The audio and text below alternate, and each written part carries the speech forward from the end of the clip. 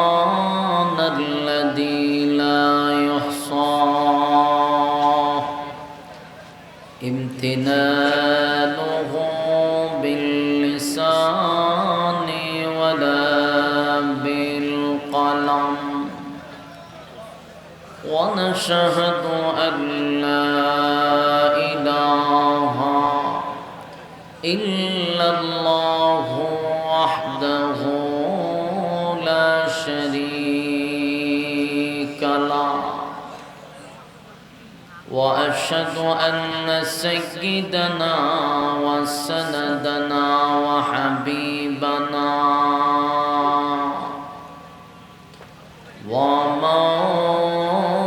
ومولانا محمدا عبد الله ورسوله أرسله بالحق بشيرا ونذيرا وداعيا إلى الله بإذنه وسراجا منيرا أما بعد فأعوذ بالله من الشيطان الرجيم বেশ তুলেন বেশ দেন বেশ রিবাব بسم الله الرحمن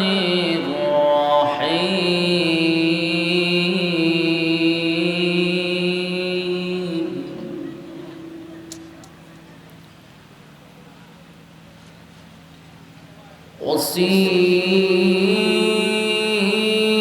وسيق الذين اتقوا ربهم إلى الجنة زمرا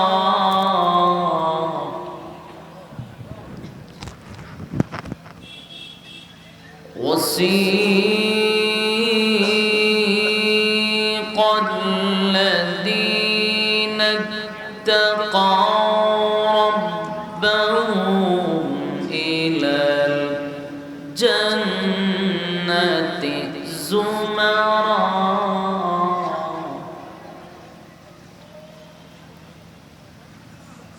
حتى إذا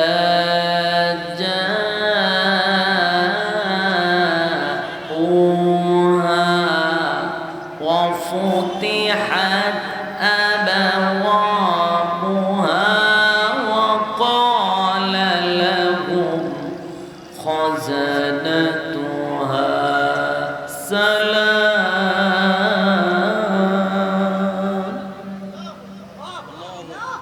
সাউন্ড তো ক্লিয়ার না ভাই সাউন্ড তো ক্লিয়ার হচ্ছে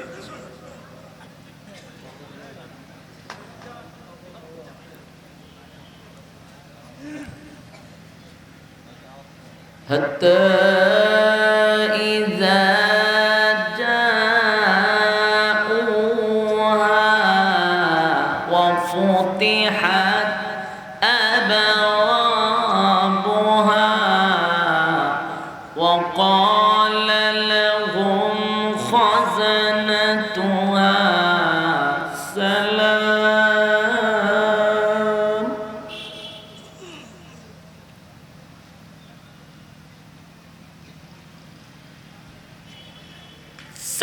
سلام عليكم طبتم فادخلوها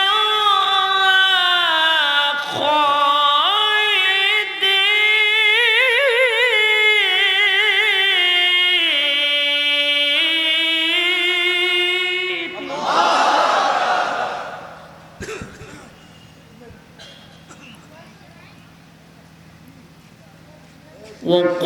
وقالوا الحمد لله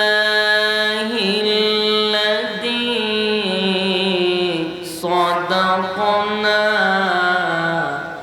وعده وأورثنا الأرض نتبوأ من الجنة حيث نشاء فنعم أجر العاملين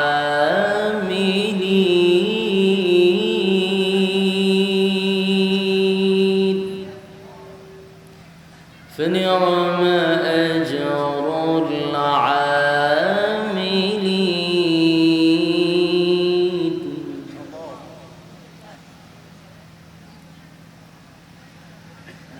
وترى الملائكة حافين من حول العرش يسبحون بحمد ربهم وقضي بينهم بالحق وقضي بينهم بالحق وقيل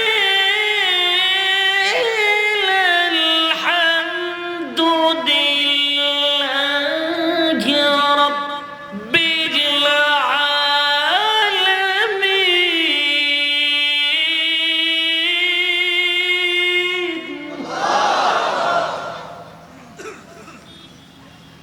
وقضي بينهم بالحق وقيل الحمد لله رب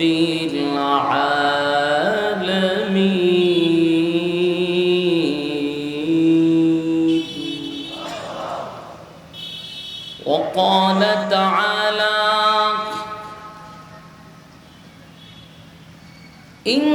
إنك لا تهدي من أحببت ولكن الله يهدي من يشاء وهو أعلم بالمهتدين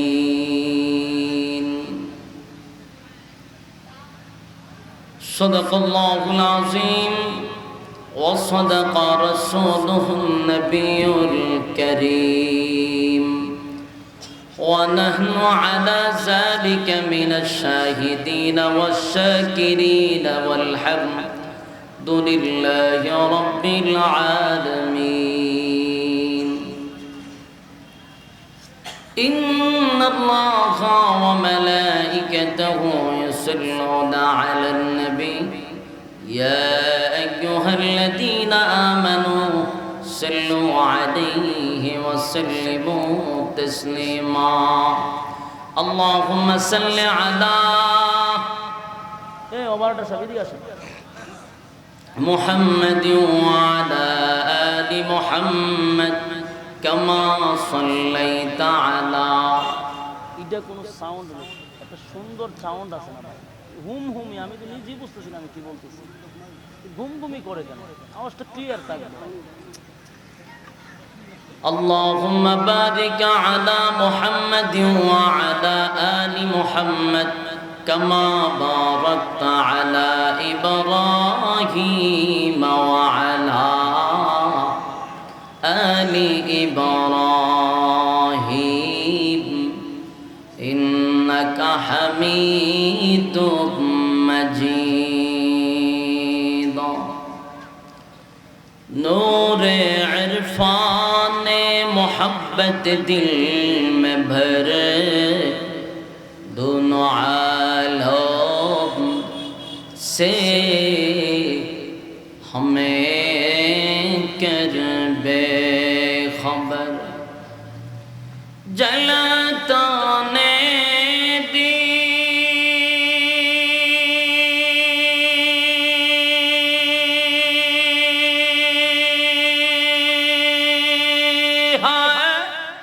मेरे दिल में यारों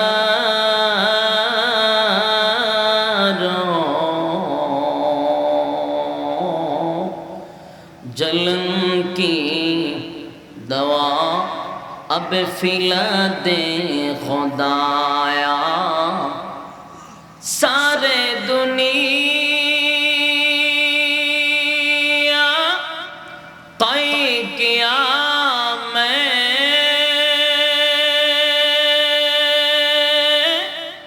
मिसल दो देखा नहीं तेरी मानंद खूबसूरत चांद भी होता नहीं। बलगल उला बिकमालिही कशफत तुझा बिजमालिही हसनत जमीअ ख़िसालिही सल्लल्लाहु। मेरा दिल तलब रहा है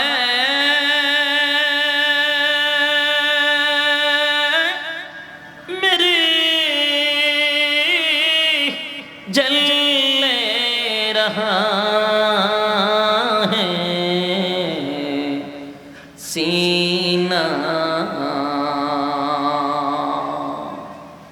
ए दवा ओही मुझे ले चलो मदीना। बलगल उला बिकमालिही कशफत तुझा हसनत जमीअ ख़िसालिही सल्लल्लाहु। बख्ती क्या चमके सितारा हाज़िरी क्या हो इशारा। देख कर रोज़े प्यारा बलगल उला बिकमालिही कशफत तुझा बिजमालिही हसनत जमीअ ख़िसालिही सल्लल्लाहु अलैहि। हजर में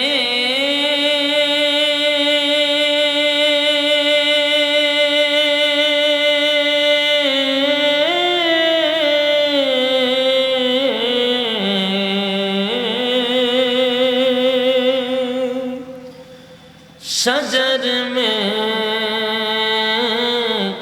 तेरे रंग बू है जे दर्द किता हो मौला उधर तो ही तो है। ला इलाहा इल्लल्लाह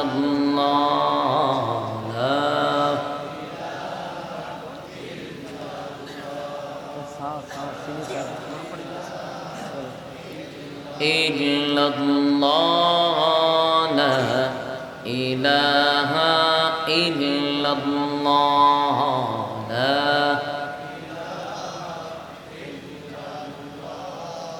ला इलाहा इल्लल्लाह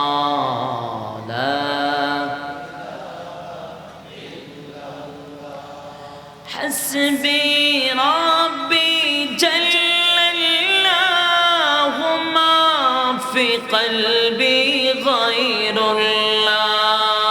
हस्बी रब्बी जल्लल्लाहु मा फी क़ल्बी ग़ैरुल्लाह।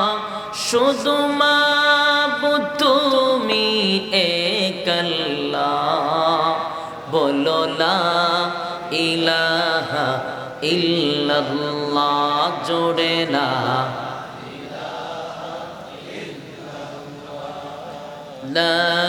ইলাহা জোরে লা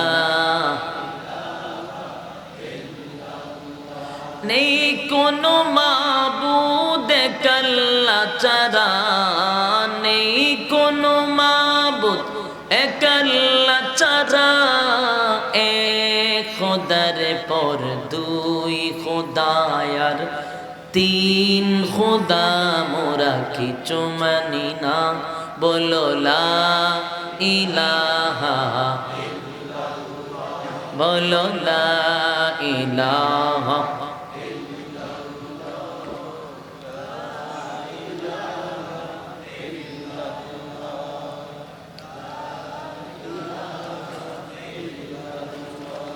لا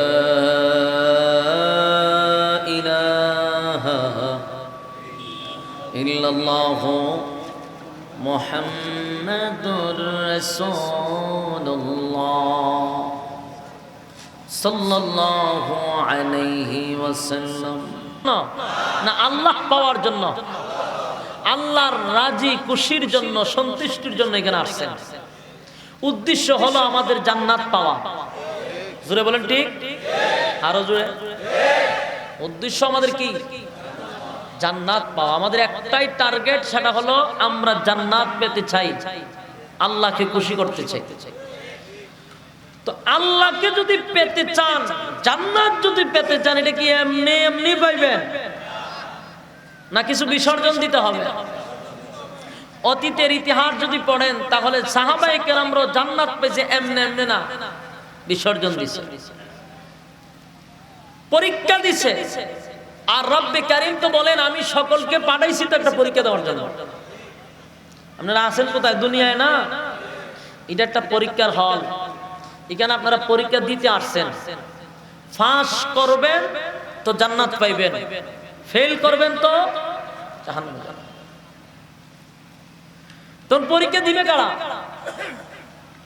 যারা ক্লাসে উপস্থিত থাকে তারাই তো পরীক্ষা দিবে এ বলো মাদ্রাসায় অথবা স্কুলে যারা ভর্তি হইছে যারা রেগুলার ক্লাসে আসে তাদের উপরে তো পরীক্ষা যে লোকটা স্কুলে ভর্তি হলো না মাদ্রাসায় ভর্তি হলো না সে কি কোনোদিন পরীক্ষা দিতে পারবে তো পরীক্ষা তো আমাদের জন্য যারা মুমিন মুসলমান ইমানদার দাবি করে পরীক্ষা তাদের উপরে আসবে কারণ আমরা তো এই ক্লাসের ছাত্র পরীক্ষাটা আমাদের উপরে আসবে রাম বামরা এই ক্লাসের ছাত্র না তাদের উপরে পরীক্ষা আসবে না পরীক্ষা আসবে আমাদের কথা বলেন ঠিক না আল্লাহ বলেন পরীক্ষায় যদি উত্তীর্ণ হতে পারো বিনিময়ে জান্নাত বলুন আমরা জান্নাত চাই কিনা আল্লাহ বলেন এই পৃথিবীতে প্রত্যেকটা মানুষ পরীক্ষা দিয়ে তারপরে যেতে হবে আর রেজাল্টটা আউট হবে কোথায় হাসরের মাঠে রেজাল্ট আউট হবে কোথায় হাসরের মাঠে হাসরের মাঠে আল্লাহ নিজে আপনার হাতে ফলাফল দিবে আল্লাহ নিজে দিবে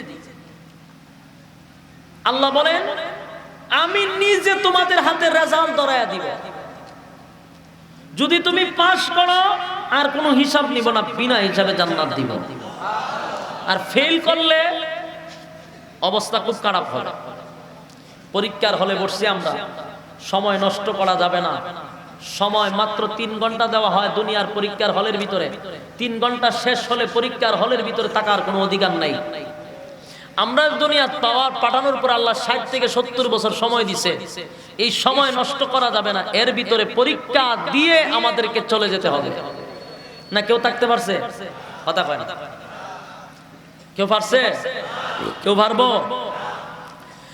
আমার আগে এই বাড়িতে বাস করেছে অনেকজন আমার আগে এই বাড়িতে বাস করেছে অনেকজন তারাও গেছে আমিও যাব রইব না আর বেশিক্ষণ কেউ থাকতে পারে নাই আমিও থাকবো না তবে এমন একটা জীবন আমার গঠন করতে হবে আমি মরলে যেন মানুষ আমার জন্য কাঁদে ঠিক নেই এমন জীবন করিয়া গঠন মরিলে হাসিবে তুমি, কাঁদিবে ভুবন।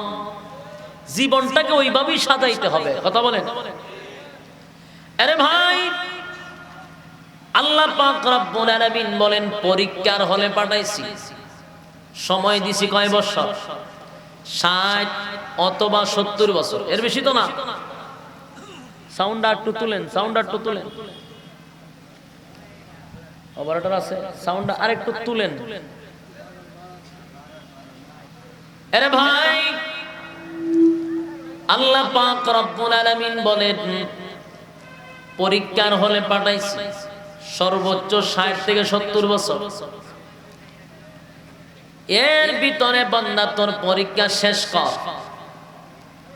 যদি পরীক্ষার সময় শেষ হয়ে যায়, হলের ভিতরে থাকার কোনো অধিকার কোনো বান্দা বান্দির আছে? শেষ। আল্লাহ বলেন 60 থেকে 70 বছরের বেশি পরীক্ষার টাইম নেই। তাই রেজাল্ট ভালো করতে হবে। উত্তীর্ণ হলে আমার আল্লাহ বিনিময়ে জান্নাত দিবে। জান্নাত আমাদের টার্গেট। তো জান্নাত পেতে হলে আমাদের কষ্ট করতেই হবে, তার মানে পরীক্ষায় পাস হতে হবে। পরীক্ষা আল্লাহ যুগে যুগে সবাইরই করছে। যেই ছাত্র ক্লাসে ভর্তি হয় তারই পরীক্ষা হয়। ক্লাসে যারা ভর্তি হয় নাই, পরীক্ষা তাদের জন্য না। যেদিন তুমি ইমানদার দাবি করলা, যেদিন তুমি মুসলমান দাবি করছ, সেদিন থেকে তোমার পরীক্ষার হলের ভিতরে ঢোকার পারমিশন পাইছো। আরে যুবক ভাই, পরীক্ষা আমার আল্লাহ প্রত্যেকটা মানুষের উপরে দিছে। 60 থেকে 70 বছর সময়টা নির্ধারণ করে দিছে। কেউ আগে কেউ পড়ে, কিন্তু টাকার কোনো সিস্টেম নেই। না থাকতে পারবে? টাকার কোনো সিস্টেম নেই। কিন্তু আমাদের ব্যবসা, আমাদের চলাফেরা, ওটা বসায় বোঝা যায় আমরা পৃথিবীর থেকে যাব না। বলুন যাইতে হইবনি? কিন্তু আমরার বাপ দেখলে বোঝা যায় এই পৃথিবী ছেড়ে আমরা যাব না। আল্লাহ বলে বান্দারে যাইতে হবে, বরং প্রতি সেকেন্ডে তুমি যাইতেছ। কথা কয় না? আমরা যখন ট্রলার দিয়ে আইছি, ট্রলার দিয়ে আসছি না, তো নদীরই পারে আসছি। এখন আমার যদি কেউ জোর করে তুলে, আমি যাইতে চাই না, এখানে আসতে চাই না, আমার জোর করে তুলছে। এখন ট্রলার ছাইরা দিছে, ওখানে আমি ট্রলারের ওই মাথা গিয়া বলতেছি আমি যাব না, যাব না। বলুন আমি যাইতেছি নি? কথা কয় যাইতেছি? আমি যাই না, ট্রলার যায়। ট্রলার যাইতেছে, আমি তো মুখ দিয়ে বলতেছি যাব না, কিন্তু ট্রলার তো যায়। তার মানে হলো আমি পৃথিবীতে আইসা বলতেছি আমি যাব না। আল্লাহ কয় তোর যেমন লাগতো না, তোর হায়াতের গাড়ি যাইতেছে। তোর হায়াতের গাড়ি একটা সেকেন্ডের জন্য বন্ধ নাই। কথা বুঝতেছে?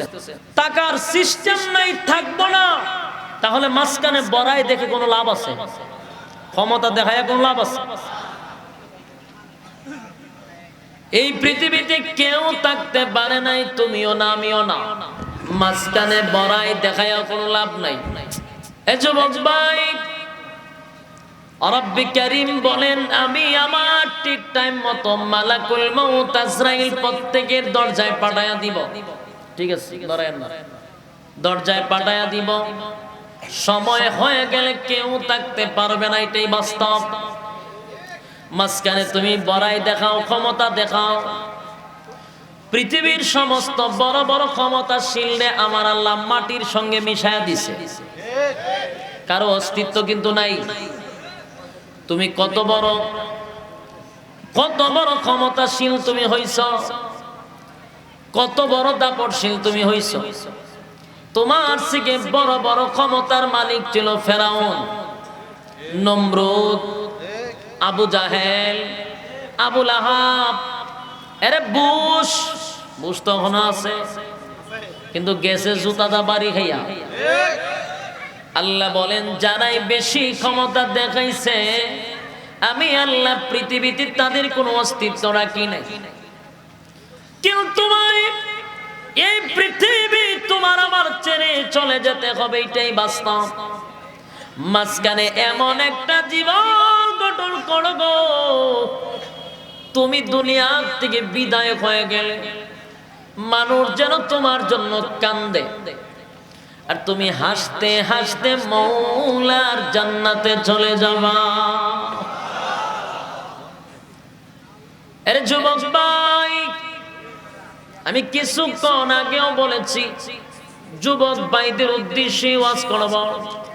ওই কমিটিরও কইছি বলে ওয়াজ হইলো আমার যুবকদের উদ্দেশ্যে, কারণ তোমার হিসাবটা আল্লাহ নিবে। যৌবনকালের হিসাব আমার আল্লাহ নিবে, বৃদ্ধকালের হিসাব নয়।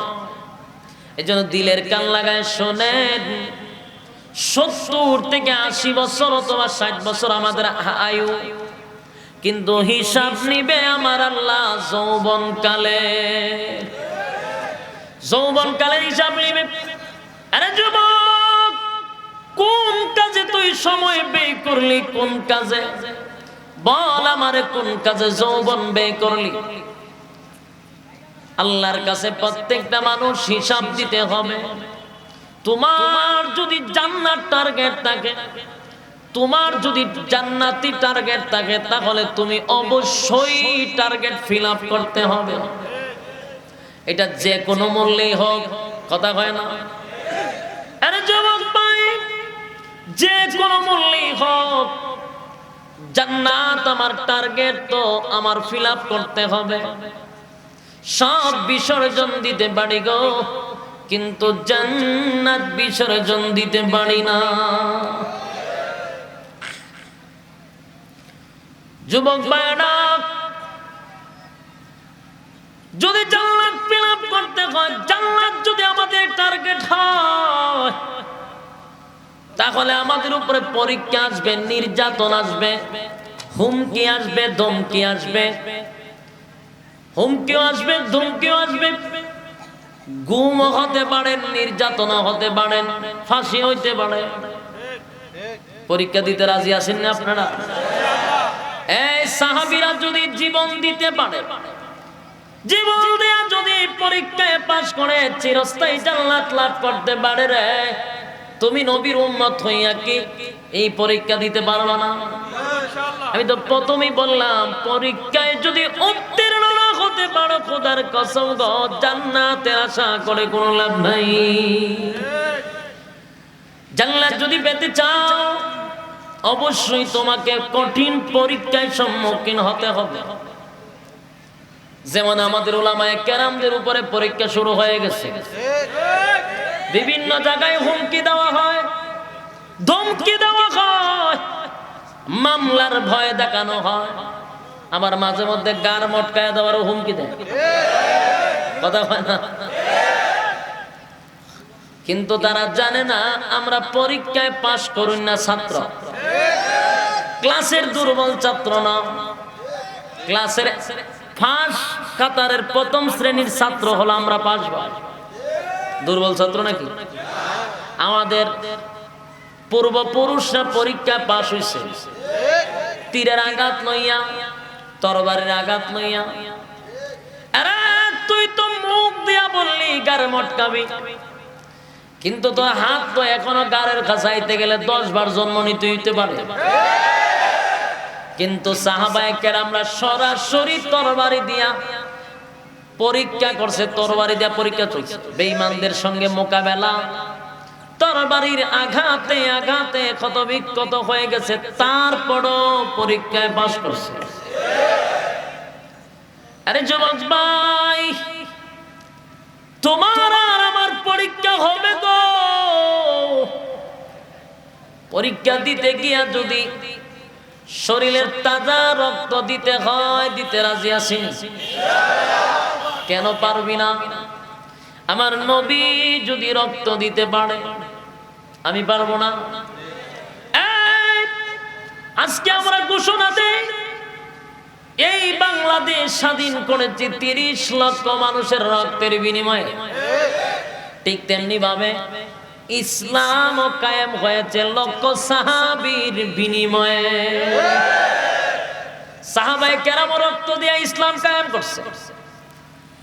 আল্লাহর পয়গম্বর যার শরীরে একটা মশা মাছি কোনোদিন বসতো না, এই শরীরটা দিয়া রক্ত নবী জমিনে জড়াইছে। কি দরকার ছিল? আরে যুবক ভাই, আমি তোমাদের কাছে জানতে চাই গো, আমার নবীর দোয়া তো কবুল ছিল। নবী যদি দোয়া করতেন আল্লাহ ইসলাম কায়েম করে দাও, ইসলাম কায়েম হয়ে যেত। কিন্তু নবী দোয়া করলেন না। নবীজি তরবারি লইয়া যুদ্ধের ময়দানে গেলেন। 27টা যুদ্ধে নবী সেনাপতি ছিলেন। এই কথা কয় না? খালি কি ফাগরির মধ্যে ইসলাম? ফাগরির মধ্যে ইসলাম সীমাবদ্ধ? ওরে তসবির মধ্যে, হক মাওলার মধ্যে, গরু ছাগলের মধ্যে, ডিমের মধ্যে। আমরা তো মনে করি এখানে ইসলামটা শেষ। কেউ আছে দেখবেন খানকার ভিতরে বৈশা বাবলে হক মাওলা, ইসলাম কায়েম হয়ে গেছে। এর ইসলাম যদি এইভাবে কায়েম হইতো, দাড়ি আর টুপির মধ্যে জুব্বা লাগায়া তসবিহ হাতে লইয়া সুবহানাল্লাহ পয়রা যদি ইসলাম কায়েমই হইতো, তাহলে আমার নবীর শরীরের রক্ত দেওয়ার কোনো প্রয়োজন ছিল না। সাহাবীদের শরীরের তাজা রক্ত ঢেলে দেওয়ার প্রয়োজন ছিল না। নবীজি কেন রে শরীরের তাজা রক্ত জমিনে ডাললেন? নবী তো দোয়া করলেই হয়ে যেত। রক্ত দেওয়ার কারণ কি জানোনি? তার 1 নাম্বার কারণ হলো আল্লাহর নবী আমাদেরকে শিখায়া গেছে রে, আমাদেরকে শিখায়া গেছে, আরে উম্মতেরা, ইসলাম যদি জিন্দা করতে হয় গো, ইসলাম যদি জিন্দা করতে হয়, তাহলে আমি নবী ইসলাম নামক বৃক্ষের নিচে, শরীরের ইসলাম নামক বৃক্ষের নিচে রক্ত ঢেলে গেছি।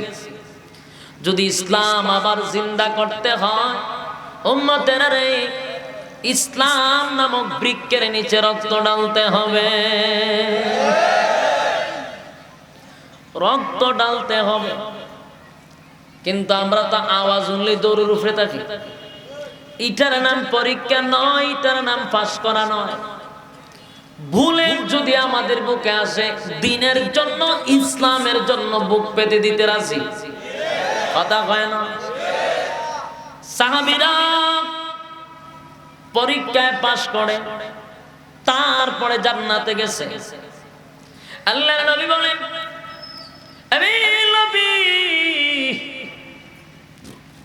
নবী যদি দোয়া করতাম ইসলামটা কায়েম হওয়া যথেষ্ট। আমি নবী রক্ত দিলাম, তাইফের ময়দানে দিলাম, উহুদের ময়দানে রক্ত ঢাললাম। উম্মত তোরা জানোস না, আমার শরীরে মশাও বসতো না, মাছিও বসতো না। সেই শরীরে শত শত পাথরের আঘাত ছিল, শুধু দিনের জন্য, ইসলামের জন্য। আর আজকে আমরা 1500 বছর পরে নবীর ইসলামটা মন গড়া পালন করি। নবী ইসলাম কায়েম করছে রক্ত দিয়া, আর আমরা পালন করি বিরিয়ানি আর জিলাপি খাইয়া। হায় রে মুসলমান, তোমার নবী শরীরের তাজা রক্ত জমিনে ঢেলে দিল, আর তুমি ইসলাম পালন করো লাফাইয়া, মিছিল দিয়া। এইভাবে ইসলাম কায়েম হয় না। ফিরালি কইরাও ইসলাম কায়েম হয় না। এই জন্য আমি পীর, ওই ধরনের পীরকে আমি পছন্দ করি না, যে পীরগুলা শুধু খানকায় থাকে। আমি পীরগুলা বাস্তবে আমার যে জানাই বলে আমি পছন্দ করি না। ফিরালে গিয়ে খালি খানকার ময়দানে।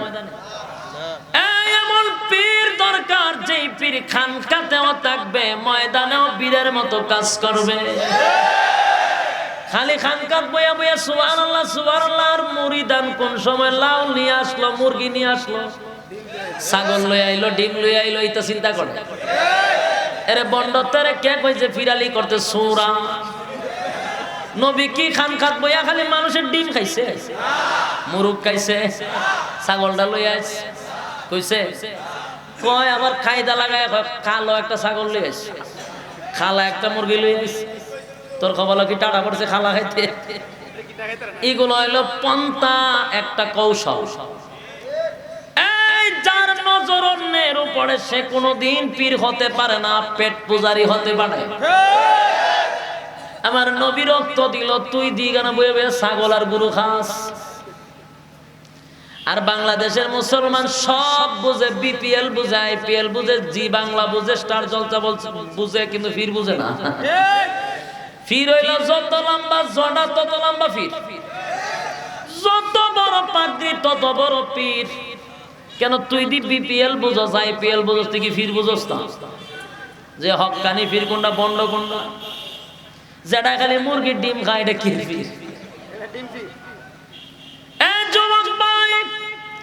ঘুমন্ত ইমান জাগ্রত করো। আমি বৃদ্ধদের কাছে কোনো ওয়াজ করে লাভ নাই, এরা তো দিতে দিতে শেষ হয়ে। ইডির কাছে আর কোনো আশা আছে? আগামীতে তোরা দিবি না, এই জন্য তোদের কাছে আমার ওয়াজ, ঠিক না? আর মহিলা তো আমার সামনে নাই, কেমন ওয়াজ করতাম? সবচেয়ে বেশি কিন্তু ডিম দেয় তারা। ডিম কিম পুরুষে দেয় না, মহিলারা দেয়। কারণ ডিমের ফ্যাক্টরি এর কাছে, হাঁস মুরগির দায়িত্ব কিন্তু মহিলার কাছে।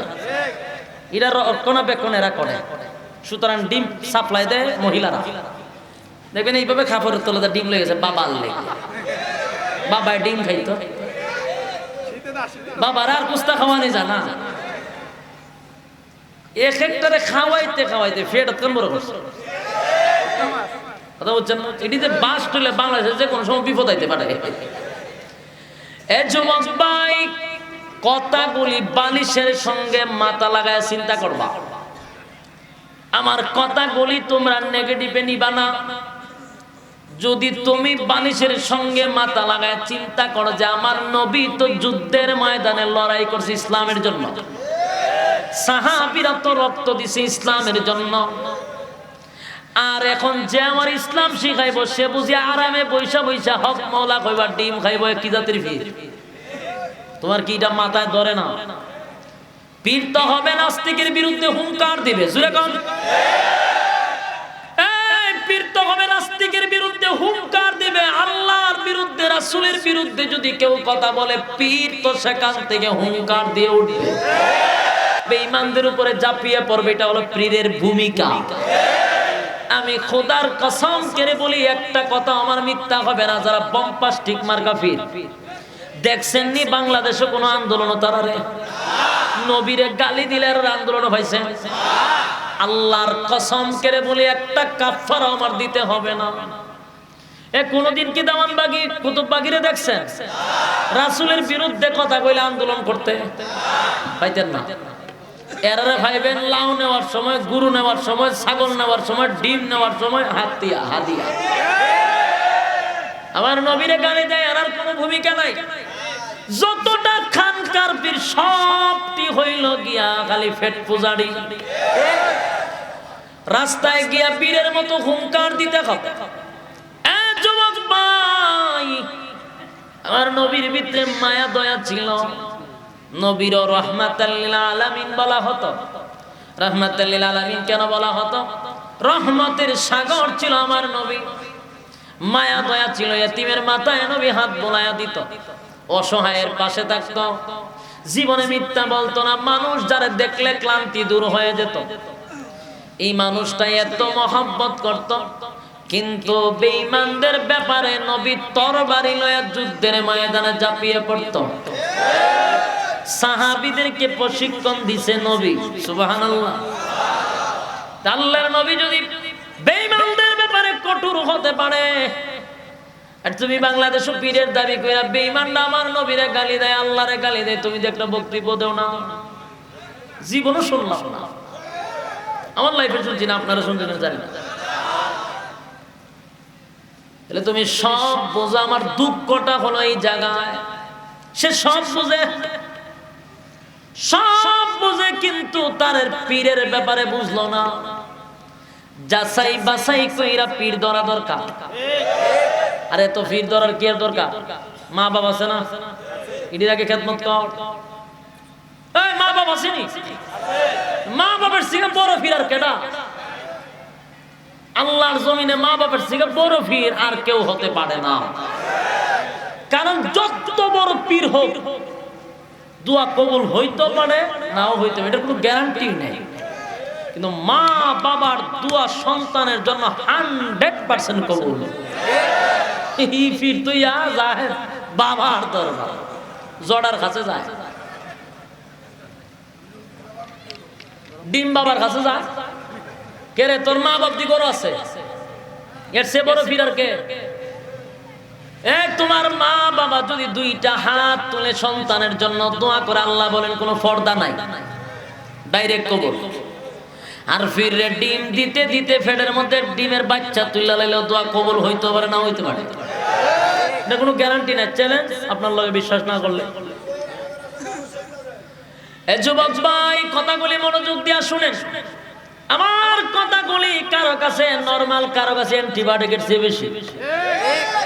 কিন্তু কেন ভাই, আমি কি আপনার দুশ্মন? আমার বাড়ি কই? হবিগঞ্জ না। আমি আইসি কেন কি আপনার বিরুদ্ধে যাবার লাইগা? কোন শত্রুতা আছে? তাহলে এগুলো বলার কারণ কি? বলে এটা বলা আমার জন্য ফরজ, আমার দায়িত্ব হলো বলা। মানা না মানে এটা আপনার ব্যাপার, মানলেও পারে না মানলেও পারে, কিন্তু আমার দায়িত্ব হলো বলো, তোমার কাজ শেষ করো। আমি বলবো, হক কথা বলতে গেলে যত বাধা আসে কোনো সমস্যা নাই, কিন্তু আমার দায়িত্ব হলো আপনার কান পর্যন্ত পৌঁছায় দাও। আর আপনার কাছে হলো মানা না মানা, এটা আপনার সিদ্ধান্ত। আমার তো বলতে তো জীবন নাকি, আমি আমার বইলা গেলাম। এখন আপনি বালিশের সঙ্গে মাথা লাগায় চিন্তা করেন কথাগুলি কতটুকু যুক্তি। ঘরের মধ্যে বুড়া মা বাপ আছে, এরারে বছরে একবার গরুর গোশত দিয়া খাওয়ায় না।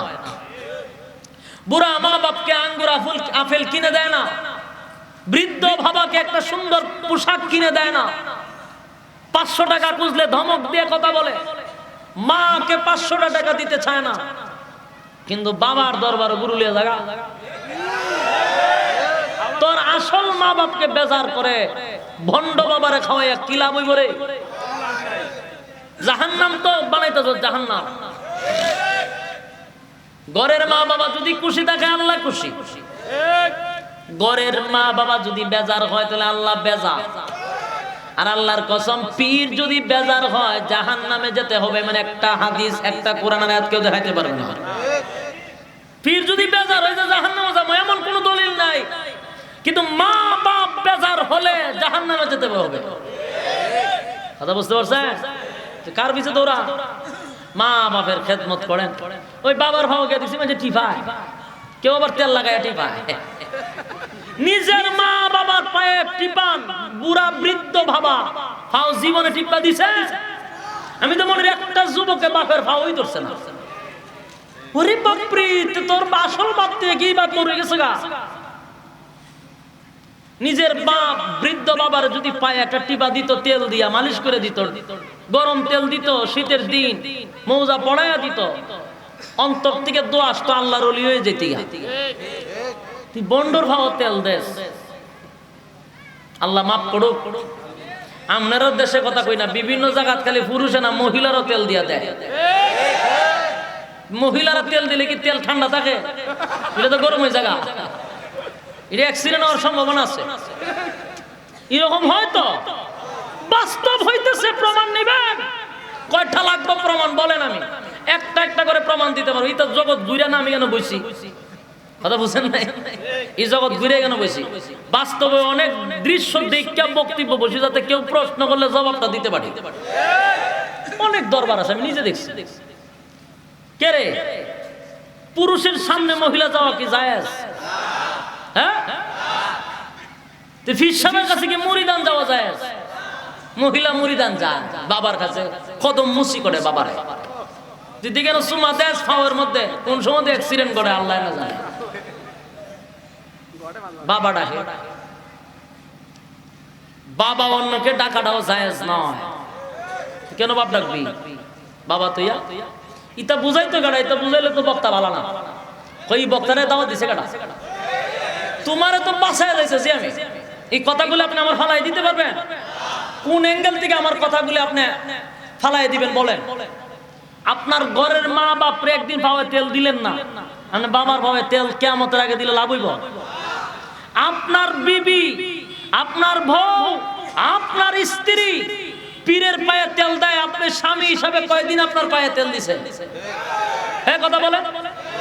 স্ত্রীর খেদমত হলো স্বামীর জন্য। স্ত্রী খেদমত করবে কার? স্বামীর খেদমত করবে, এছাড়া কারো খেদমত করা হারাম।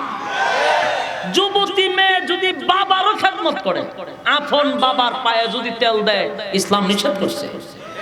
এই বুঝতেছেন মাসলা? ভণ্ডামি যে করেন মাসলা বুঝেন। যুবতী মেয়ে একা রুমে বাবার পায়ে, আপন বাবার পায়ে তেল দেওয়া ইসলাম নিষেধ করছে। যান মুফতিদের কাছে আমার কথাকে জিজ্ঞাসা করে, নিষেধ করছে মিয়া। ওই জায়গার মধ্যে জায়গা ফিরের ভাও তেল দিত, কোন অঘটন ঘটে? অথচ স্বামীর খেদমত করার কথা বলা হয়েছে। স্ত্রীরা খেদমত করবে স্বামী, স্বামীর পায়ে তেল দিয়া দাও, পুরা শরীর মেসেজ করে দাও, জায়েজ, সওয়াব, সওয়াব, নেকির অভাব নাই। এখানে দেন না। এই জন্য আমাদের সমাজ ধ্বংস হয়ে যাচ্ছে এখন। আর এত উন্নত হইতেছে, কিন্তু এই সাইড আর উন্নত হয় না। আরে যুবক ভাই, কলিজায় কি আঘাত লাগে আপনারা? কথাগুলা কি ব্যথা লাগে? এই কথাগুলা আমার বললে যদি আপনার কষ্ট লাগে, বলুন, আমি কি করতে পারি? আপনার ভাও ধরতে হইব, আমি ধরতে রাজি, কিন্তু আপনি এরপরে বোঝার চেষ্টা করেন। আপনি রাস্তায়, সঠিক রাস্তায় আপনি হাঁটতেছেন না। আপনি সঠিক রাস্তায় হাঁটুন তো জান্নাতের লাগাল পাইবেন। আরে যুবক ভাই, শুধু খানকায় বসে যদি কেউ পিরালি করে ইসলাম কায়েম করতে চায়, কখনো সম্ভব না।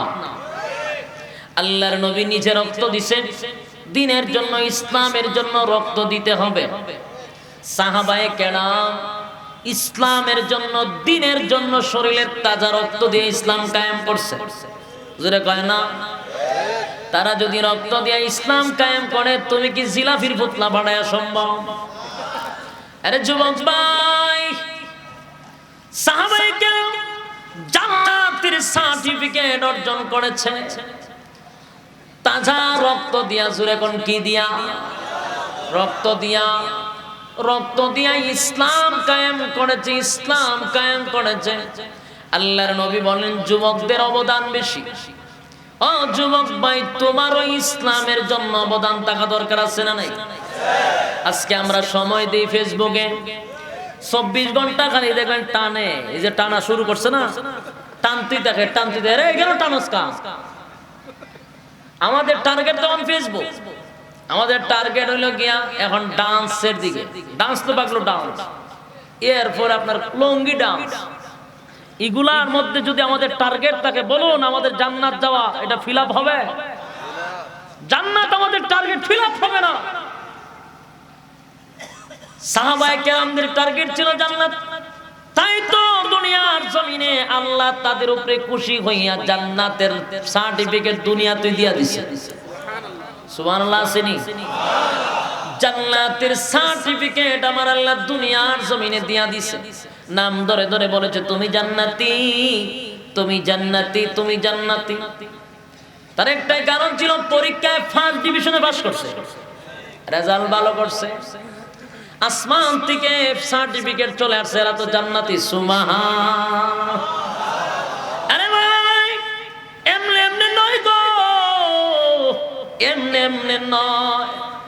এ যুবক ভাই, এমনে এমনে নয়। তারা নবীর আদর্শ আদর্শিত হইছে, নবীর জন্য জীবন দিছে, ইসলামের জন্য জীবন দিছে, সব বিসর্জন দিছে, কিন্তু ঈমান বিসর্জন দেয় না। তাদের টার্গেট ছিল কি? জান্নাত। জুড়ে বলেন, টার্গেট ছিল কি? একজন সাহাবী আল্লাহর পয়গম্বরের কাছে এসে বলে, নবী গো, সব সুন্নাত পালন করলাম, সব কিছু মানলাম, কিন্তু আমি এই একটা সুন্নাত বুঝি পালন করতে পারলাম না। জানি না এই সুন্নতের কারণে কি আমার জাহান্নামে যেতে হয় কিনা? আল্লাহর নবী বলেন, সাবিরে কোন সুন্নতটা তুই আদায় করতে পারলি না? বলে, নবী গো, একটা সুন্নত আদায় করার জন্য মানুষের দ্বারে দ্বারে ঘুরলাম, কিন্তু কোন সুযোগ পাইলাম না। আল্লাহর নবী বলেন, কোন সুযোগ? বলে, নবী গো, বিবাহ করা অর্থ আপনার একটা সুন্নত, কিন্তু বিবাহ যে করব আমার কাছে কেউ বিবাহ দেয় না। কথা বুঝতেছে? বিবাহ দেয় না কেন? বিবাহ করার জন্য যতগুলা কোয়ালিটি লাগে একটা তার মধ্যে নাই।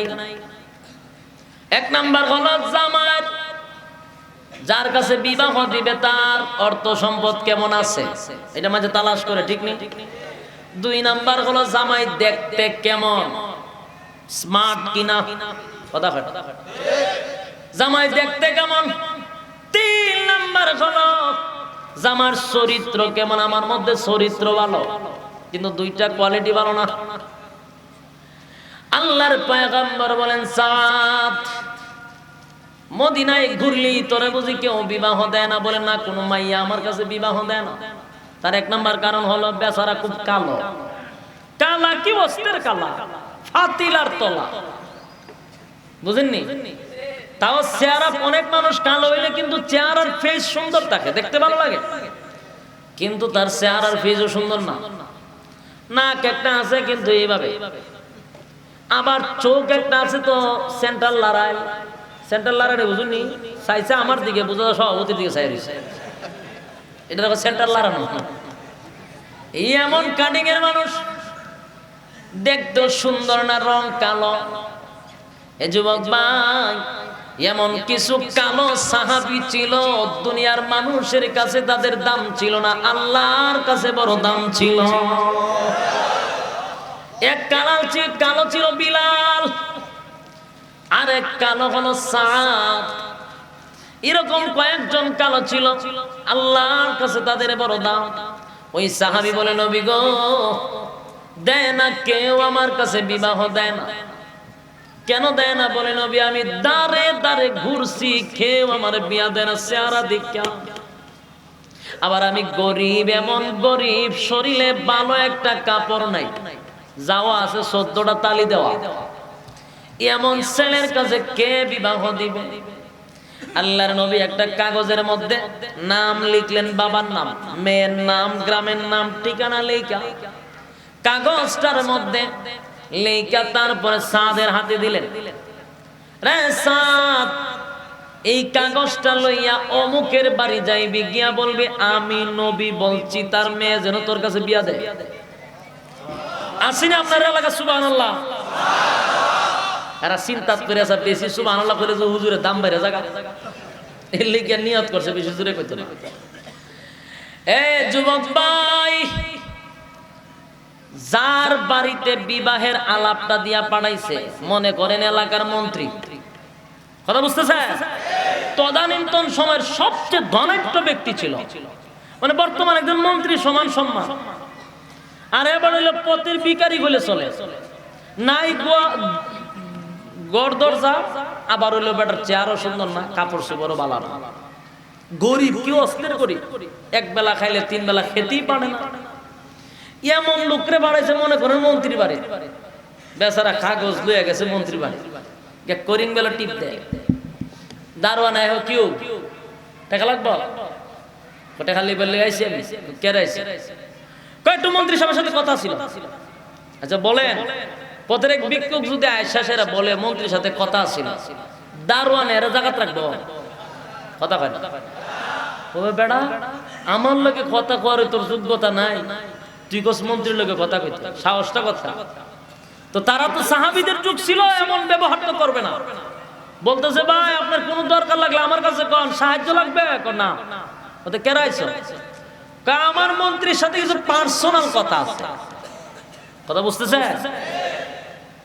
দারুণ সব বলে সে কি তা পার্সোনাল বলে কথা আছে।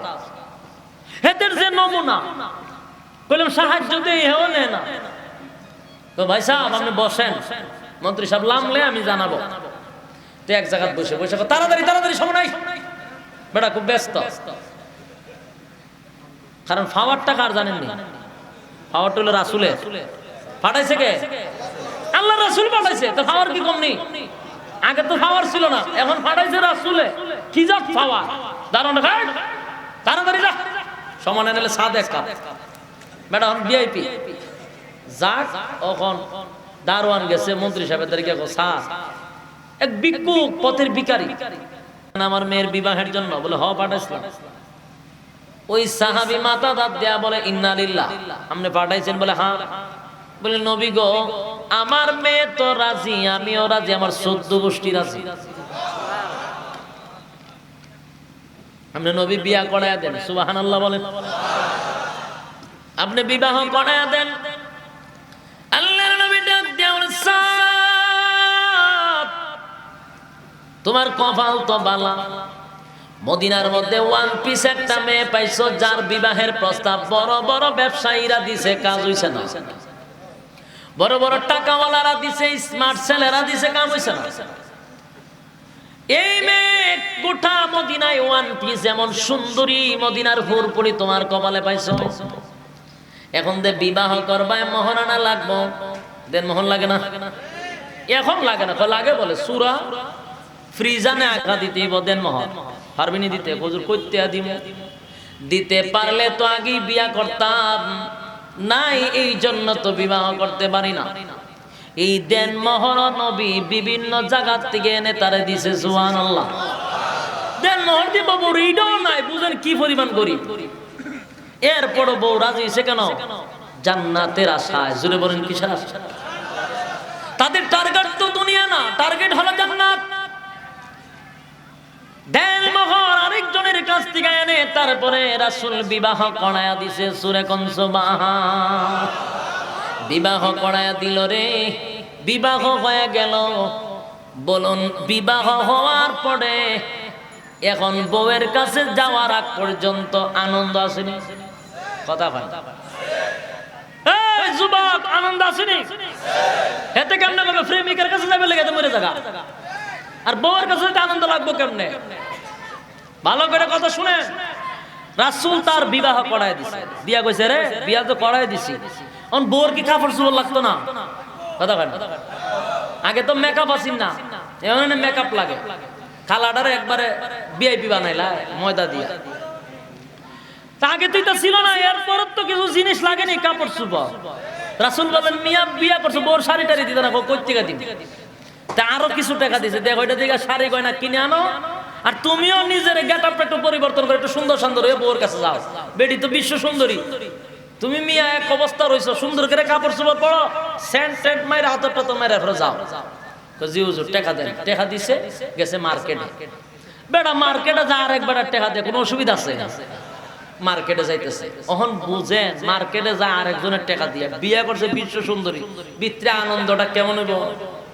আমরা কি দেখাও হে বেটার আনন্দ কেমন বুঝাইতে পারো?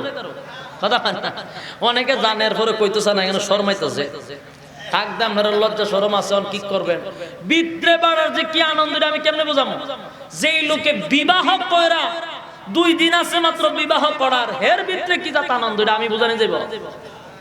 এত চিন্তা করবা, আমার প্রতি ঘন্টা 1 বছর লাগতেছে, ঠিক না? তো ওই সাহাবীর ভিতরে তো আনন্দের সীমা নাই। এক তো হইলো বিশ্ব সুন্দরী বউ, আবার হলো ফরার টাকা মার্কেট, ঠিক না? আনন্দ কারে কয়? ভিতর ফাইটে যেতেছে আর খালি দিন গন্তেছে, কোন সময় রাত রইব। বেচারা বউয়ে দেখবো একটা নজর। মার্কেটে যাইতেছে, যাইতে যাইতে মার্কেটের ভিতরে ঢুকে মার্কেট টার্কেট কইরা বাড়ির দিকে রওনা দিছে। এমনি শুনে একজন ঘোষণা দিচ্ছে, হাইয়া আলাল জিহাদ, হাইয়া আলাল জিহাদ। কে কোথায় আছো? আল্লাহর পয়গম্বর যুদ্ধের ময়দানে চলে যাচ্ছে, বেঈমানদের সঙ্গে মোকাবেলা। কে গো? কিয়ামতের ময়দানে আশিকে রাসূল হইয়া নবীর সামনে দাঁড়াইতে চাও। কে রে শহীদ হইয়া কিয়ামতের মাঠে দাঁড়াইতে চাও? আল্লাহর নবী যুদ্ধের ময়দানে যাচ্ছে। সাদ বিবাহের সরঞ্জাম লইয়া নববধূর সঙ্গে যার সাক্ষাৎ হবে, বিশ্ব সুন্দরী ওই সাদ জায়গায় দাঁড়িয়ে গেলেন, দাঁড়িয়ে চিন্তায় পড়ে গেলেন, হায় রে আমি আজকে বর্ষার নাম আমার বউ ঘরের মধ্যে সাইজা গুইজা আমার জন্য অপেক্ষায়, আমি মার্কেট কইরা বউয়ের কাছে নিয়ে দিব, বউ সাইজা গুইজা বসে থাকবো, আমি আমার নববধূর সঙ্গে দেখা করব, আমি আনন্দ ফুর্তি করব। অন্যদিকে আমার নবী বেঈমানের সঙ্গে মার খাইবে। কিয়ামতের ময়দানে যদি আমার আল্লাহ জিজ্ঞাসা সাদ রে তুই বউ লইয়া আনন্দ ফুর্তি করছিলি, আমার নবী বেঈমানের হাতে মার খাইছে, কি জবাব দিব আমার মালিকের দ্বারে? আরে জবাব এই দিলের কান লাগায় শুন, সাহাবায়ে কেরামদের টার্গেট ছিল জান্নাত, টার্গেট ছিল জান্নাত, সাহাবায়ে কেরামদের টার্গেট ছিল জান্নাত। যেই মাত্র শুনছেন হাইয়া আলাল জিহাদ, কে যাইবা গো জিহাদের ময়দানে আয়া, সাদ বিয়ার সরঞ্জামগুলি লইয়া আবার মার্কেটের ভিতরে ঢুকছে, দোকানদারের কাছে আবার বিক্রি করে দিছে, টাকা গলি ফিরত আইনা একটা ঘোড়া লইছে, তরবারি লইছে। না, নববধূর সঙ্গে এখন সাক্ষাৎ করার সময় নাই রে, টার্গেট তো হলো জান্নাত, নবী বেঈমানের হাতে মার খাইবে, আর আমি বউলিয়া ফুর্তি করব না, হতে পারে না, হতে পারে না, হতে পারে না। সাদ একটা কাপড় দিয়া মুখটা ভালো করে বেঁধে দিয়েছে যেন তারে কেউ না চিনে, মুখটা কালো কাপড় দিয়া বেঁধে ঘুরা লইয়া যুদ্ধের ময়দানে চলে যায়। সেখানে যাওয়ার পরে বেঈমানদের সঙ্গে যুদ্ধ করে কাফেরদেরকে কুচিকাটা করে, এইভাবে যখন যুদ্ধ করা শুরু করে দিল, আল্লাহর পয়গম্বর দূর থেকে তাকায়া দেখে কে যেন রে কালো কাপড় লাগাইয়া তরবারিটা হাতে লইয়া আমাদের পক্ষে যুদ্ধ করে। নবীজি ডাক দিয়ে আমার সাহাবীরা, ওই দেখ তাকায়া দেখ, আমাদের পক্ষে যদি যুদ্ধ করে গো, যদি সে সাহাবী হয়, কাপড় দিয়া মুখ কেন ডাকলো রে? কাপড় দিয়া তো মুখ ডাকার কথা না, কে আমাদের পক্ষে যুদ্ধ করে রে? কাপড় দিয়া মুখ ডাইকা তরবারি লইয়া বেঈমানদেরকে কুচিকাটা করে। আল্লাহর নবী ভালো করে তালাশ করতেছে, হঠাৎ করে দেখে তরবারির আঘাতে আঘাতে রক্তাক্ত হইয়া গোড়ার থেকে নিচে পড়ে গেছে। আল্লাহর নবী ডাক দিয়ে আমার সাহাবীরা, ওই যে লোকটা গোড়ার থেকে রক্তাক্ত হইয়া পড়ে গেল, ওই লোকটারে আমার কাছে নিয়ে আয়, আমি দেখবো রে কাপড় দিয়া কে মুখ ডাইখা আমাদের পক্ষে যুদ্ধ করে। এমনি সাহাবীরা তারে দরাদরি কইরা, এখনো দুনিয়ার থেকে বিদায় হয় নাই, দরাদরি কইরা নবীর কাছে আনছে। নবীজির উরাত মুবারকে সাদের মাথাটা রেখে নবীজি কাপড়টা টান দিয়া সরায়া দেখে ওই যে সাহাবী যার নববধূর সঙ্গে আজকে রাত্রে থাকার কথা, সেই সাহাবী কাপড় দিয়া মুখ ঢাইকা রক্তাক্ত হইয়া কিছুক্ষণের ভিতরে দুনিয়ার থেকে বিদায় হয়ে যাবে এমন অবস্থা। নবীজি চোখের পানি গুলা ছেড়ে দিয়া কান্দে আর বলে, সাদ রে কাপড় দিয়া কেন মুখ ডাকলি বল? আরে সাদ, কাপড় দিয়া কেন মুখ ডাকলি? কেন কাপড় দিয়া মুখ ডাকলি? সাদ ডাক দিয়া বলে, নবী গো, কাপড় দিয়া মুখ ডাকার কারণ হলো আমি যদি কাপড় দিয়া মুখ না ডাকতাম গো নবী, কাপড় দিয়া যদি মুখ না ডাকতাম গো নবী, আপনি কি আমার যুদ্ধের ময়দানে ঢুকতে দিতেন গো নবী? সাহাবীরা কি আমার যুদ্ধের ময়দানে ঢুকতে দিত? আজকে না আমার বিবাহ, আমি না বউ লইয়া ঘুমাইবার কথা, আজকে না আমার আনন্দ করার কথা, কিন্তু আমি যুদ্ধের ময়দানে আসার কথা ছিল না। আমি আমার বউয়ের সরঞ্জাম লইয়া গণের ভিতরে ঢুকবো, এমন সময় কে যেন অ্যালাউন্স করে, আয় রে যুদ্ধের ময়দানে নবী ডাক দিয়েছে যুদ্ধের ময়দানে ঝাঁপিয়ে পড়ার জন্য। কিয়ামতের ময়দানে কে আশিকে রাসূল হইয়া, আশিকে রাসূল হইয়া কিয়ামতের মাঠে দাঁড়াইতে চাস, আয় আয় যুদ্ধের ময়দানে আয়। নবী গো চিন্তা করে দেখলাম এই ক্ষণস্থায়ী জিন্দেগিতে কিছুদিনের জন্য বউ নিয়ে আনন্দ করব, চিরস্থায়ী জাহান্নামে জ্বলবো, এটা হতে পারে না। টার্গেট তো জান্নাত, টার্গেট তো জান্নাত। তাই নবী গো বউরে রাইকা চেহারাটা পর্যন্ত দেখি নাই। শুনছিলাম আমার বউ নাকি সুন্দর, মদিনার হুর পড়ে গো নবী, কিন্তু একটা নজরও ভরে দেখলাম না। আপনার প্রেমে পাগল হইয়া যুদ্ধের ময়দানে এসে বেঈমানদের সঙ্গে লড়াই করেছি, আর পারলাম না। বেঈমানদের আঘাতে আঘাতে আমি ক্ষত বিক্ষত হয়ে গেছি গো নবী। আমি মনে হয় দুনিয়া বেশি সময় বাঁচবো না। তবে আপনার কাছে একটা কথা জানতে চাই গো নবী, বলেন না আমার আল্লাহকে আমার জান্নাত দিব? এই আল্লাহু আকবার বলেন, এই আর জোরে বলেন আল্লাহু আকবার। এই যুবক ভাই, আমি আপনাদেরকে উদ্দেশ্য করে বলি, সাহাবীরা জান্নাত কি এমনি এমনি পাইছে? এমনি এমনি জান্নাত পায় নাই। ওই সাহাবীর দিকে নবী তাকায় বলে, সাদ রে আমি নবী তোরে ওয়াদা দিলাম, আমি তোরে ওয়াদা দিলাম, তোর জন্য আল্লাহর তুরি জান্নাতটা ওয়াজিব হয়ে গেছে রে, তোর জন্য আল্লাহর তুরি জান্নাতটা ওয়াজিব হয়ে গেছে।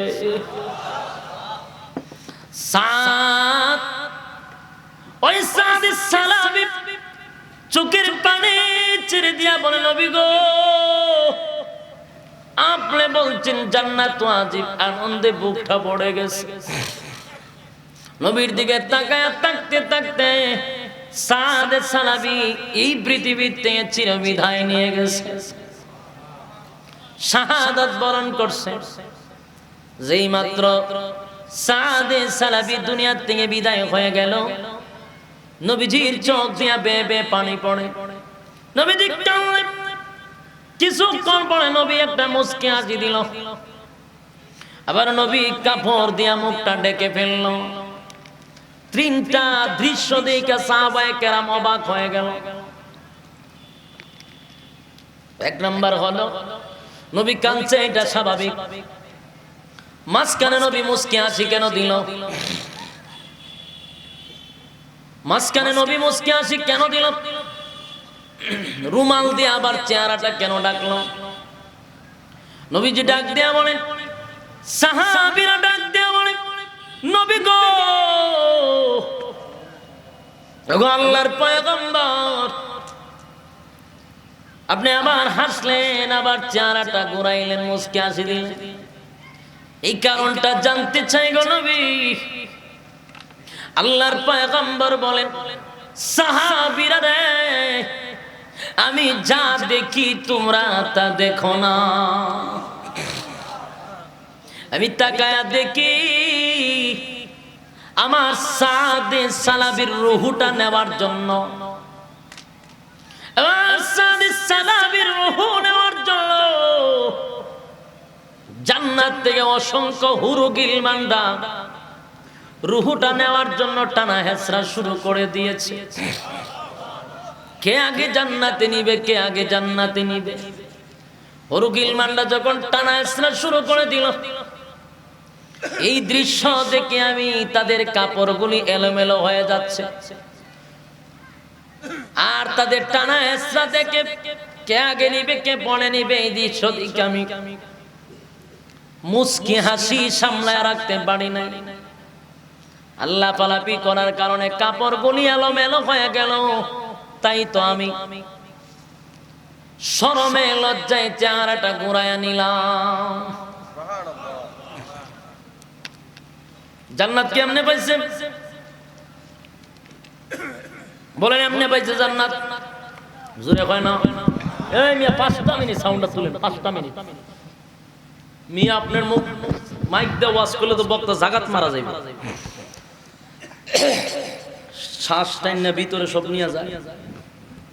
বলেন জান্নাত কেমনে পাইছে? কি বুঝলেন ঘটনার থেকে? আপনি আমি কিটা পারবো? কথা কয় না। জান্নাত কি এত সোজা? এতক্ষণ যা বললাম কি বুঝলেন? সাহাবীরা সব দিতে পারে কিন্তু জান্নাত ছাড়তে পারে না। আরে যুবক ভাই, সাদ আল্লাহর পয়গম্বরের জন্য যেই পরিমাণ কষ্টটা করছে নবী বরদাস্ত করতে পারে নাই। আনন্দে নবীর বুকটা ভরে গেছে। আর ডাক দিয়া বলে, সাহাবীরা রে, আমার সাদে সালাবির জানাজাটা আমি নিজে পড়াবো। আল্লাহর নবী সাদে সালাবির জানাজাটা পড়ায়া দিলেন। নবীজি কাপন দাপন করতে গেলেন, কিন্তু নবী হাঁটতে পারে না। এত অসংখ্য ফেরেশতা আসমান থেকে নামছে, সুবহানাল্লাহ। তার টার্গেট ছিল জান্নাত। আর সাহাবীদের পরীক্ষা এমন দেওয়া দিছে, জান্নাত থেকে সার্টিফিকেট চলে আসছে, তুমি জান্নাতি। এজন্য আমাদের সকলের টার্গেট থাকতে হবে কোথায়? জোরে বলেন কোথায়? জান্নাত থাকতে হবে টার্গেট।